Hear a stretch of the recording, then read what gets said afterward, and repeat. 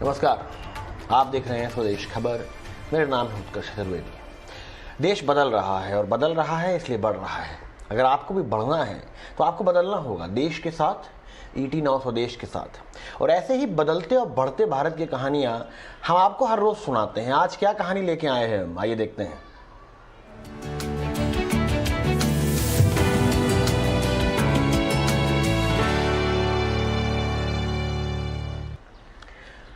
आप में से कईयों ने स्वदेश मूवी देखी होगी। पिक्चर में शाहरुख खान हीरो होते हैं, नासा में काम करते हैं, विदेश में अच्छी नौकरी होती है, घर होता है, पैसा होता है, फिर छोड़ के हिंदुस्तान आते हैं, हिंदुस्तान की दिक्कतों को देखते हैं और अपनी नौकरी छोड़ के हिंदुस्तान की बुनियादी दिक्कतों को ठीक करने में लग जाते हैं। कईयों ने पिक्चर देख के कहा कि कहानी तो अच्छी है लेकिन असलियत नहीं है, बॉलीवुड है। अगर मैं आपको एक ऐसी ही कहानी सुनाऊं जो कि असली हो तो आप क्या कहेंगे? आइए देखते हैं एक रिपोर्ट।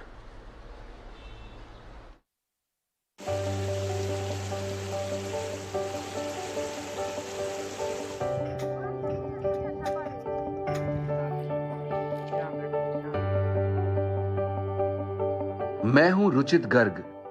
शाहरुख की स्वदेश तो आपने देखी ही होगी। कैसे एक विदेश में नौकरी करने वाला जब अपने देश आता है तो यहीं की मोहब्बत में यहीं का हो जाता है। कुछ ऐसी ही कहानी है रुचित गर्ग की, जिन्होंने माइक्रोसॉफ्ट के लिए काम करते हुए अमेरिका में करीब 11 साल बिताए, लेकिन फिर वापस अपने देश लौट आए। और तब तक दुनिया के भी हालात कोरोना के चलते खराब हो चुके थे। लॉकडाउन का दौर आया, देश में किसान घरों में कैद हो गए, फसल खेतों में बर्बाद होने की कगार पर थी। तब रुचित गर्ग को देश के अन्नदाताओं की फिक्र हुई और फिर उन्हें टेक्नोलॉजी के जरिए किसानों की फसलों को सही जगह तक बेचने का ख्याल आया, जिसको लेकर उन्होंने हार्वेस्टिंग फार्मर नेटवर्क नामक एक ट्विटर अकाउंट बनाया, जिसकी मदद से देश भर में किसानों को फसल बेचने में मदद मिली। वो पूरे देश में घूमे, मेघालय के अदरक किसानों, कश्मीर के सेब उत्पादकों से मिले और 24 लाख उत्पादकों के नेटवर्क को एक साथ लाए। फिर व्हाट्सएप ग्रुप की भी मदद ली और कुछ ही महीनों में 23 लाख से ज्यादा किसानों ने 22 राज्यों में 200 से ज्यादा किस्म की फसलें बेच डाली, जो करीब 168 करोड़ रुपए की थी। मुर्गे, मुर्गियाँ, बत्तखें आदि भी आप खरीद और बेच पाएंगे। ये दुनिया का ऐसा पहला मोबाइल ऐप है जो सिर्फ किसानों के लिए बना है, जहाँ पे अपनी फसलें बेच भी सकते हैं, अपनी खाद, बीज इत्यादि खरीद भी सकते हैं। आपको इस एप्लीकेशन को यूज़ करने के लिए इनाम भी मिलता है। इस मोबाइल ऐप को आप 6 भिन्न भिन्न भाषाओं में इस्तेमाल कर सकते हैं। 2 साल में ही रुचित की छोटी सी कोशिश इतनी बड़ी होगी, उनको इस बात का अंदाजा भी नहीं था। लेकिन मंजिल अब इसके आगे की थी, क्योंकि ट्विटर की अपनी सीमाएं और समस्याएं थीं। तो रुचित ने एक टीम बनाकर किसानों के लिए ऑनलाइन बाजार बनाने का फैसला किया और तैयार किया गया किसानों के लिए एक ऐप, और ये था हार्वेस्टिंग फार्मर ऐप, जिसकी मदद से किसान अपनी फसल को देश विदेश में बेच सकते थे। रुचित की वजह से आज किसानों को उनके पसीने की कीमत मिल रही है। अब रुचित का स्टार्टअप हिट हो चुका है, जिसकी मदद से देश के किसानों की फसलें पश्चिम एशिया और अमेरिका तक में बेची जा रही हैं और आज 12 करोड़ से ज्यादा छोटे किसानों का एक परिवार बन गया है। वाकई में अगर धंधा दूसरे के लिए करो तो उसमें बरकत होती ही है। ईटी नाउ स्वदेश। चलिए, अब आपने कहानी सुन ली, अब आपको मिलाते हैं कहानी के हीरो से, रुचित गर्ग से, जो हमारे साथ जुड़ चुके हैं लाइव। रुचित, बहुत बहुत शुक्रिया हमसे बात करने का। सबसे पहले हमें अपने बचपन के बारे में बताइए, अपने स्कूल के दिनों के बारे में बताइए। कैसे आप इंजीनियर बने? क्या वही कहानी थी जो हर हिंदुस्तानी घर में होती है कि इंजीनियर डॉक्टर बन जाओ, या आपको इंजीनियरिंग में शुरुआत से शौक था?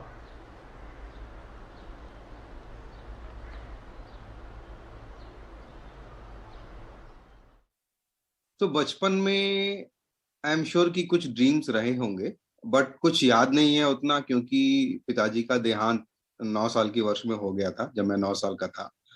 और उसके बाद घर पे, जैसा कि आप समझ सकते हैं कि एक निम्न मध्य वर्गीय परिवार से आता हूं मैं, और वहां पे अगर जो घर का मुखिया है वो अगर ना रहे तो क्या स्थिति हो सकती है, आप उसको शायद समझ सकते हो।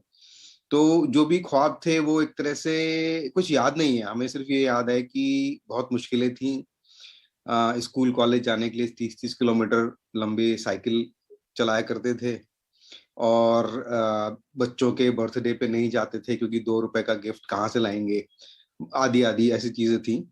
सिर्फ एक चीज थी कि जिंदा रहना है, बड़ा बनना है, मेहनत करेंगे तो कुछ आगे निकल पाएंगे। सिर्फ ये इतना ही मुझे याद है, और मेहनत करते गए और आगे निकलते आए। जी, ये बड़ी इंटरेस्टिंग कहानी है रुचिर, क्योंकि आपने जैसे बताया कि शुरुआत के दिनों में आपने काफ़ी स्ट्रगल करी, उसके बाद उसको ओवरकम करके आप यूएस पहुंचते हैं, माइक्रोसॉफ्ट में नौकरी करते हैं। वहाँ से फिर कैसा सफ़र रहा, और वहाँ से जो पूरा सफ़र रहा वापस हिंदुस्तान आने का, उसके बारे में कुछ बताएं हमें। जी, तो करीबन 2011 में माइक्रोसॉफ्ट भी छोड़ दिया कि भाई मुझे कुछ अपना करना है। अमेरिका गए हैं, सपनों की शहर है, दुनिया है, लोग बोलते हैं अमेरिकन ड्रीम है, तो कुछ करते हैं। तो वहां पर भी हाथ आजमाया, सफलता प्राप्त हुई, एक टेक्नोलॉजी कंपनी बनाई और जो एक्वायर भी हो गई। तो उसके बाद फिर मुझे लगने लग गया कि भाई हम कहाँ से चले थे, कभी सपने में नहीं सोचा था कि कार भी होगी। तो कार भी है, घर भी है, सिलिकॉन वैली में बहुत एक प्रोमिनेंट जगह पे घर भी है।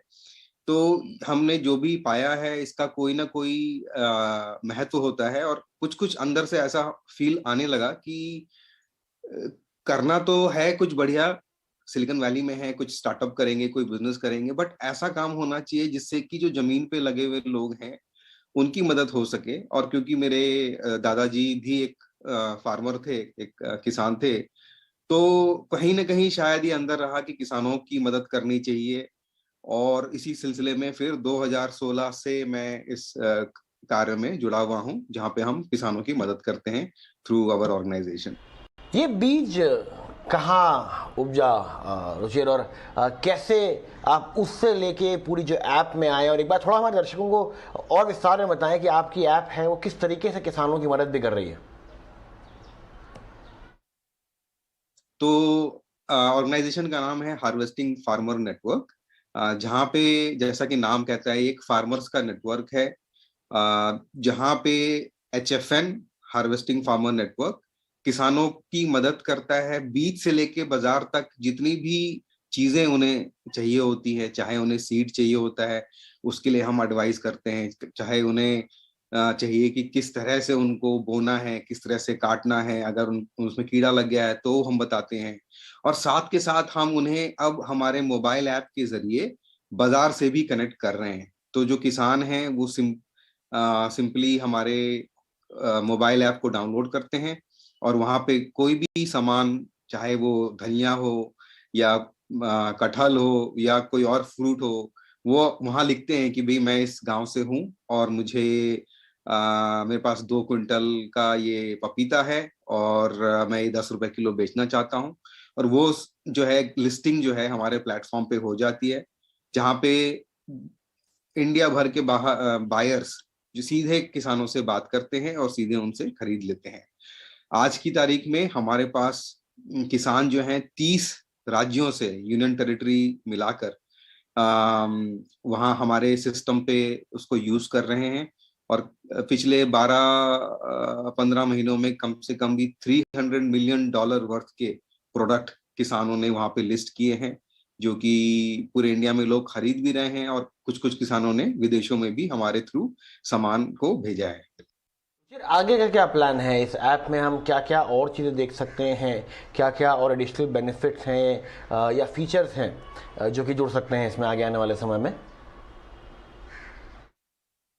किसान जो खेती किसानी है इंडिया में बहुत बड़ा है।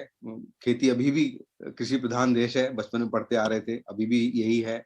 और बहुत सारी समस्याएं हैं, 4 मेजर समस्याएं हैं सभी किसानों के ऊपर, जैसे कि access to market, access to financial services, access to inputs and advisory.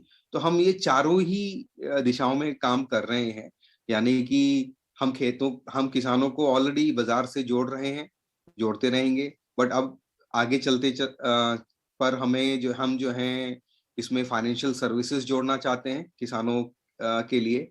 तो हमारे प्लेटफॉर्म पे उनको लोन भी मिलेगा। आप अगर वो गाय भैंस का इंश्योरेंस चाहते हैं वो भी हमारे ही प्लेटफॉर्म पे उनको मिलेगा। अगर उनको दवाई चाहिए, जैसे हमारे लिए होता है कि अगर एक ब्रांड का दवाई महंगा होता है और दूसरे दवाई का सेम दवाई सस्ती होती है, तो ऐसा खेती किसानी में भी है कि वही सामान जो है 3 गुना 4 गुना दाम में ब्रांड के अंदर मिल रहा है। तो हमारी टीम उस तरह का भी एक प्रोडक्ट बना रही है कि किसान को अगर पता है कि उसे नाइट्रोजन चाहिए या कुछ और चाहिए, तो उसे सस्ते से सस्ते दाम में जो उसके आसपास मिल सके, उस तरह की सारी सुविधाएं जो हैं हमारे प्लेटफॉर्म पर आने वाली हैं। चलिए, जब मैं आपके बारे में रिसर्च कर रहा था तो मैंने आपकी कई तस्वीरें देखी। कुछ तस्वीरें मेघालय की थी, मणिपुर की थी, कश्मीर की थी, और कई जगहों पे आपने जाके किसानों से खुद बात करी है, मुलाकात करी है, उनकी दिक्कतों को समझा है। वो एक्सपीरियंस कैसा रहा? ऑब्वियसली बिजनेस के तौर पे समझना भी चाहेंगे, पर पर्सनली भी इतने सारे किसानों से और देश के इतने हिस्सों में घूमने का किस तरीके का एक्सपीरियंस रहा आपका? मुझे तो बहुत मजा आता है, मैं अक्सर ही घूमता रहता हूँ। इनफैक्ट कोविड की वजह से थोड़ा कम घूम रहा हूँ, बट आप मणिपुर ले लीजिए, मेघालय ले लीजिए, उरी और ऐसी ऐसी जगह है जहाँ अक्सर टीवी में गलत कारणों की वजह से आता है।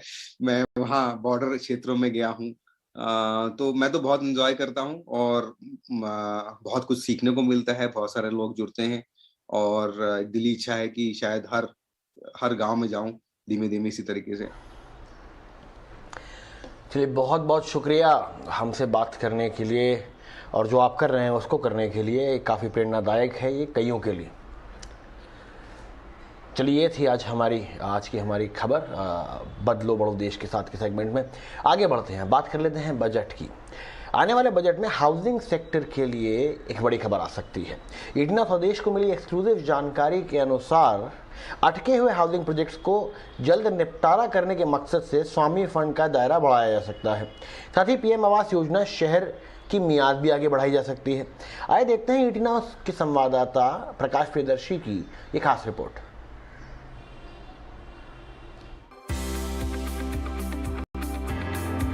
स्वामी यानी special window for affordable and middle income housing 2019 में देश भर में 1500 से ज्यादा अटके हुए प्रोजेक्ट्स की फंडिंग के लिए मोदी सरकार ने ये स्कीम लॉन्च की थी।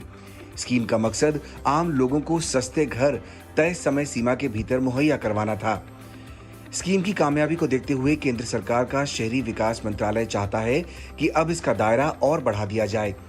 ईटी नाउ स्वदेश को मिली एक्सक्लूसिव जानकारी के मुताबिक आने वाले बजट में इस स्कीम के लिए 10,000 करोड़ रुपए का प्रावधान किया जा सकता है। इसके लिए योग्यता नियमों में कुछ ढील दिए जाने की उम्मीद है। शहरी विकास मंत्रालय का मानना है कि कोविड के चलते हाउसिंग सेक्टर में आई फंडिंग की दिक्कत को ये स्कीम दूर कर सकती है। साथ ही ये स्कीम हर साल 10,000 नए अफोर्डेबल घर मुहैया करवा सकती है। सरकार आगामी बजट में हाउसिंग सेक्टर के लिए राहत की घोषणाएं कर सकती है, और ये राहत दो तरीके से हो सकती है। एक तो जो मौजूदा हाउसिंग स्कीम्स हैं उसको बढ़ाया जा सकता है, और साथ ही साथ कुछ अतिरिक्त घोषणाएं की जा सकती है जो कि इंडस्ट्री और होम बायर्स दोनों के लिए हो सकती है। सूत्र हमें बता रहे हैं कि अफोर्डेबल हाउसिंग सेगमेंट के लिए सरकार ने जो मौजूदा स्कीम शुरू की है, जिसके तहत 45 लाख रुपए तक के घरों की खरीद पर होम बायर्स को ब्याज में अतिरिक्त 1.5 लाख रुपए की छूट मिलती है, इस स्कीम को बढ़ाया जा सकता है। शहरी विकास मंत्रालय ये भी चाहता है कि पीएम आवास योजना शहरी की मियाद को भी बढ़ाया जाए। ये स्कीम 2022 में खत्म होने वाली है, लेकिन मंत्रालय का प्रस्ताव है कि इसे मार्च 2023 तक बढ़ा दिया जाए। सरकार पीएम आवास योजना ग्रामीण की मियाद पहले ही 2024 तक आगे बढ़ा चुकी है। उम्मीद की जा रही है कि बजट में पीएम आवास योजना शहरी को लेकर भी ऐलान कर दिया जाएगा। प्रकाश प्रियदर्शी, ईटी नाउ स्वदेश। चलिए, बात कर लेते हैं अब कच्चे तेल के दामों की। कच्चे तेल के दाम लगातार बढ़ रहे हैं, बल्कि 7 साल में सबसे ज़्यादा ऊंचाई पर अब ये दाम पहुंच चुके हैं। लेकिन अभी तक पेट्रोल और डीजल के दामों में बढ़ोतरी देखने को नहीं मिली है पिछले कुछ दिनों में। ऐसा क्यों है और क्या कारण है कि क्रूड आगे बढ़ रहा है? सारी जानकारी के साथ हमारे सहयोगी सौमित सरकार हमारे साथ जुड़ रहे हैं। सौमित, बताएं। दिसंबर से लेकर अब तक अगर आप देखेंगे तो ब्रेंट क्रूड करीब 24% से बढ़ चुका है, और अगर फॉरेन ब्रोकरेजेस का कहना माने तो ये प्राइसेस आगे जाके और भी बढ़ सकती है। अब देश में अगर हम देखेंगे तो पेट्रोल और डीजल प्राइसेस डीरेगुलेटेड है और डेली बेसिस में चेंज होने चाहिए, बट इसके बावजूद अभी तक हमें पेट्रोल और डीजल के प्राइसेस में कोई भी चेंजेस देखने को नहीं मिली है। अब इसके दो कारण हो सकते हैं। पहला कारण तो ये हो सकता है कि जो ऑयल मार्केटिंग कंपनीज हैं वो पहले से काफ़ी high gross marketing margin earn कर रहे थे पेट्रोल और डीजल बेच के, और अब उन्होंने ऐसा डिसीजन लिया है कि ये प्राइस इंक्रीज जो हो रहा है क्रूड का वो एंड कंज्यूमर्स को पास ऑन नहीं करेंगे, और जो इम्पैक्ट होगा इस चीज़ का वो अपने फाइनेंशियल्स पे इसका इम्पैक्ट लेंगे। दूसरा कारण आने वाली इलेक्शन पीरियड भी हो सकती है। हमने पास्ट में काफ़ी टाइम ये देखा है कि जब कभी कोई इंपॉर्टेंट स्टेट या जनरल इलेक्शंस होते हैं तब क्रूड प्राइसेस बढ़ने के बावजूद पेट्रोल और डीजल के प्राइसेस काफ़ी टाइम तक कोई इंक्रीज नहीं देखने को मिलता है इसमें। अब देश में पेट्रोल और डीजल प्राइसेस के अलावा एलपीजी जो डोमेस्टिक कंजम्पशन के लिए यूज़ होता है इसके भी प्राइसेस काफ़ी टाइम से इंक्रीज नहीं हुए हैं। क्रूड प्राइसेस बढ़ने के कारण सिर्फ एक ही चीज़ का प्राइस इंक्रीज हुआ है, वो है प्लेन में लगने वाली फ्यूल जो कि एटीएफ होता है या जेट फ्यूल बोलते हैं, उसका प्राइसेस करीब 7% से इंक्रीज हुआ है। अब क्रूड प्राइसेस बढ़ने के कारण इंडिया का जो इंपोर्ट बिल है उस पर भी इसका एक भारी इंपैक्ट आता है। हमारे कैलकुलेशंस के हिसाब से $1 पर बैरल क्रूड प्राइस अगर बढ़ता है तो उसके सामने जो इंपोर्ट बिल है वो करीब 1.9 बिलियन US डॉलर से बढ़ जाता है कंट्री का। और ये नंबर्स जो है ये हमने FY20 के बेसिस पे कैलकुलेट किया है, क्योंकि तब के टाइम पे जो कंजम्पशन था वो नियर नॉर्मल था। अब अगर हम करंट बेसिस पे देखें तो FY22 के फर्स्ट 8 मंथ्स में क्रूड का जो इंपोर्ट क्वांटिटी है वो सिर्फ 11% से इंक्रीज हुआ है, बट क्रूड प्राइसेस बढ़ने के कारण जो इंपोर्ट बिल है वो करीब 120% से इंक्रीज हुआ है अगर हम लास्ट ईयर से कंपेयर करें तो। चलिए, क्रूड के साथ साथ बाकी कमोडिटीज़ का भी एक्शन कैसा रहा वो भी जान लेते हैं हमारे सहयोगी विश्व मोहन से। कमोडिटी मार्केट में आज की सबसे बड़ी खबर क्रूड है, जहां पर $87 के ऊपर अब ब्रेंट क्रूड का भाव चला गया है और महीने भर में 23% से 24% तक की तेजी आ चुकी है। जिस तरह से सप्लाई की दिक्कतें हैं और लगातार ग्लोबल डिमांड बनी हुई है उसका फायदा यहां पर मिल रहा है। वहीं गोल्ड की अगर बात करें तो आज भी रेंज में है, हल्की कमजोरी के साथ यहां पर कारोबार कर रहा है, लेकिन एक बेहद सीमित दायरे में कारोबार। लेकिन अब अनुमान यह है कि फेड मार्च की बैठक में ब्याज दरें बढ़ा सकता है। चांदी पर भी दबाव है और खबर यह आ रही है कि 2022 में यूएस फेड ब्याज दरों को बढ़ाकर 2022 अंत तक 1% कर सकता है। इससे सोने और चांदी पर दबाव बना है। नेचुरल गैस की बात करें तो नेचुरल गैस की डिमांड लगातार बनी हुई है और यूएस से एलएनजी एक्सपोर्ट लगातार बढ़ गए हैं, क्योंकि यूएस गैस के प्राइस यूरोप के मुकाबले काफ़ी सस्ते हैं और 7 गुना ज़्यादा यूरोप में प्राइसेस है यूएस के गैस के मुकाबले। इस वजह से यूएस के एलएनजी की मांग ज़्यादा है। वहीं बेस मेटल्स की अगर बात करें तो कॉपर, जहां पर चीन में पॉलिसी नरम है, उससे यहां पर कीमतों को सपोर्ट मिला है, लेकिन जिंक इन्वेंट्री ज्यादा हो गए हैं चीन को लेकर, इससे यहां पर दबाव है। निकेल की इन्वेंट्री लगातार कम बनी हुई है और डिमांड काफी ज्यादा है यहां से, इससे यहां पर कीमतों को सपोर्ट मिल रहा है। निकेल के बाद अगर एल्युमिनियम की बात करें तो लगातार यहां पर उत्पादन कटौती हो रही है, स्टॉक कम है, उससे कीमतों में तेजी दिख रही है। एग्री मार्केट में मेंथा ऑयल जहां पर निचले स्तरों से खरीदारी लौटी है, क्योंकि ओमिक्रॉन की चिंता से यहां पर दबाव बना था, लेकिन अब धीरे धीरे खरीदारी लौट रही है। कॉटन की बात करें तो यूएस के एग्री डिपार्टमेंट ने यूएस में इस बार उत्पादन कम रहने का अनुमान जताया। उनका जो पुराना अनुमान था उससे कम उत्पादन रहने का अनुमान जताया है। स्पाइसेस में भी काफी तेजी है। स्पाइसेस में हल्दी 11,000 के ऊपर पहुंच चुका है और ऐसी खबर है कि डैमेज ज्यादा है इस साल बेमौसम बारिश की वजह से, इससे यहां पर कीमतों को फायदा हो रहा है। जीरा जहां पे लगातार खपत बढ़ रही है, चाहे वो ग्लोबल कंजम्पशन हो या घरेलू लेवल पे, इस वजह से जीरे में तेजी है। और धनिया जहां पर सप्लाई कम रहने की संभावना है, उससे कीमतों को सपोर्ट मिल रहा है। कैस्टर उत्पादन यहां पर 16 लाख टन से कम इस सीजन में रहने का अनुमान है, जो एक सपोर्टिव फैक्टर है। ग्वार की बात करें तो एक्सपोर्ट दिसंबर के बाद अब जनवरी में भी बढ़ने की संभावना है, इससे ग्वार में लगातार तेजी है। तो ये कुछ बड़ी खबरें कमोडिटी मार्केट की।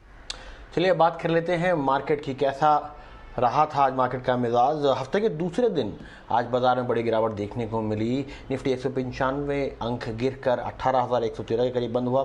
निफ्टी में इतनी गिरावट 20 दिसंबर के बाद पहली बार देखी गई।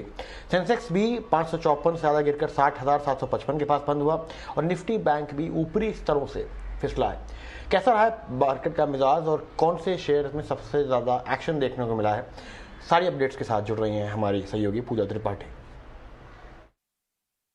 जी, बाजार की शुरुआत तो काफ़ी अच्छी हुई, लेकिन 20 दिसंबर के बाद निफ्टी में सबसे बड़ी गिरावट देखने को मिली। धीरे धीरे दबाव बढ़ता गया और भारी गिरावट देखी गई और सभी सेक्टरल इंडेक्स लाल निशान में बंद हुए। बैंक निफ्टी में भी ऊपरी स्तरों से करीब 700 अंक की गिरावट देखी गई। वहीं निफ्टी की बात करें तो ऊपरी स्तरों से करीब 200 अंकों की गिरावट हुई और जैसा कि हमने बताया कि 20 दिसंबर के बाद ये सबसे बड़ी गिरावट आज के दिन देखी गई है। ऑटो, IT, इंफ्रा ये कुछ ऐसे स्टॉक्स थे जहाँ पर कि सबसे ज़्यादा दबाव था और वजह ये मानी जा रही थी कि यूएस फ्यूचर्स में तेज गिरावट देखने को मिली। नैस्डैक फ्यूचर करीब 2% नीचे थे और डाउ फ्यूचर्स में भी गिरावट देखी गई। बॉन्ड यील्ड बढ़ने से ये दबाव देखा गया और यूएस में जो 10 साल की बॉन्ड यील्ड है वो 3.4% से बढ़कर 1.83 के ऊपर पहुंच चुकी है, जिसका असर भारतीय बाजारों पर भी देखने को मिला। स्टॉक स्पेसिफिक एक्शन की अगर बात करें तो निफ्टी में सबसे ज्यादा गिरावट थी टाटा कंज्यूमर, उसके बाद मारुति सुजुकी, अल्ट्राटेक और आयशर, ये सबसे ज्यादा टूटे। सीमेंट स्टॉक्स में भी दबाव था आज। इंडिया सीमेंट्स, एसीसी, जेके सीमेंट्स, अल्ट्राटेक सीमेंट, यहाँ पर दबाव देखने को मिला। बैंकिंग शेयरों में भी कमजोरी थी। दिन भर अच्छी तेजी थी लेकिन फिर वहां पर मुनाफा वसूली आते हुए दिखाई दी और इंडसइंड बैंक, बंधन bank, city union bank, federal bank, यहाँ पर आज गिरावट का माहौल था। और रियल्टी शेयर भी दिन भर यहाँ पर दबाव देखने को मिला, जिसमें कि सनटेक, डीएलएफ, गोदरेज प्रॉपर्टीज और उबेर रियल्टी, यहाँ पर भी आज दबाव के साथ कारोबार हो रहा था। चलिए, बहुत बहुत शुक्रिया पूजा इस जानकारी के साथ जुड़ने के लिए। एक कहावत है, कहावत कहती है कि कौन कहता है आसमान में सुराख नहीं हो सकता, एक पत्थर तो तबीयत से उछालो यारो। इस कहावत को एक बार सच किया है पुणे के भाऊ साहब ने, जिन्होंने अपने ही घर में एक शानदार अंगूर का बाग बना दिया है, जिसकी दूर दूर तारीफ हो रही है। क्या है कहानी भाऊ साहब की और इस महल की, आइए देखते हैं। अंगूर के इन गुच्छों को देखकर हर किसी का जी ललचा जाए, और हो भी क्यों ना, लेकिन इन अंगूर की कहानी निराली है। ये खेत नहीं बल्कि छत पर उगे हैं। दरअसल ये घर है पुणे से उरुली कंचन इलाके में रहने वाले 58 वर्षीय भाऊ साहेब कंचन का, जिन्होंने 2 मंजिला बंगले की छत पर खूबसूरत अंगूर का बाग बनाया है। दरअसल भाऊ साहेब कंचन 2013 में यूरोप के दौरे पर गए थे, जहां उन्होंने कई लोगों के घर के सामने घर की छत पर अंगूर देखे। तभी उन्हें ख्याल आया कि जब यहाँ ये हो सकता है तो हमारे देश में क्यों नहीं। बस फिर क्या था, साल 2015 में उन्होंने अपना घर बनाया तो अंगूर की बेल भी लगा दी और छत पर इस बेल को फलने फूलने के लिए एक जाल भी बिछा दिया। 3.5 साल बाद ये लताएं फैल गई और 2019 में पहली बार इन पर अंगूर के गुच्छे दिखने लगे। लगाते समय उसको इतना बढ़िया ग्रोथ मिला तो 2.5 साल से वो तुरंत ऊपर आ गया और ऊपर आते ही उसको 3 साल तक मैंने 1000 स्क्वायर फुट में फैला दिया। फैलाते टाइम मैं सोचा अभी उसको अपन ग्रिप्स ले सकते हैं। वहीं ये अंगूर कोई आम अंगूर नहीं है, ये काफी खास है क्योंकि इनके बीज से लेकर फल और जूस तक सब कुछ कई गुणों से भरपूर है। यही वजह है कि एक्सपर्ट की टीम भी यहाँ आ चुकी है और इनकी प्रजाति पर एक्सपेरिमेंट करने जा रही है। इसके ऊपर रिसर्च करेंगे और इसकी क्वांटिटी कितना वेट आता है और इसका जूस कैसा निकलता है। ये जूस की वैरायटी है और इसका अंदर से जो बी निकलता है तो बी से वो मेडिसिन तैयार होता है और उसका जो चौथा रहता है निकलता है तो उससे वो बिस्किट बनाते हैं, यानी कि इसका पूरा यूज़ होता है और अच्छी वैरायटी है। बहरहाल ये अंगूर बिक्री के लिए नहीं है, बस जो भी रिश्ते नातेदार आते हैं ये अंगूर उन्हीं के सामने परोसे जाते हैं और वो लोग भी इनकी मिठास लेकर इस अरमान से जाते हैं कि वो भी अपने घर में ऐसे ही अंगूर का बाग बनाए। ET नाउ स्वदेश। चलिए, स्वदेश खबर के इस एडिशन में अभी के लिए इतना ही, लेकिन याद रहे अपना और अपनों का ख्याल रखना है और कोविड अप्रोप्रिएट बिहेवियर का बहुत सख्ती से अभी भी पालन करना है। देखते रहिए ET नाउ स्वदेश।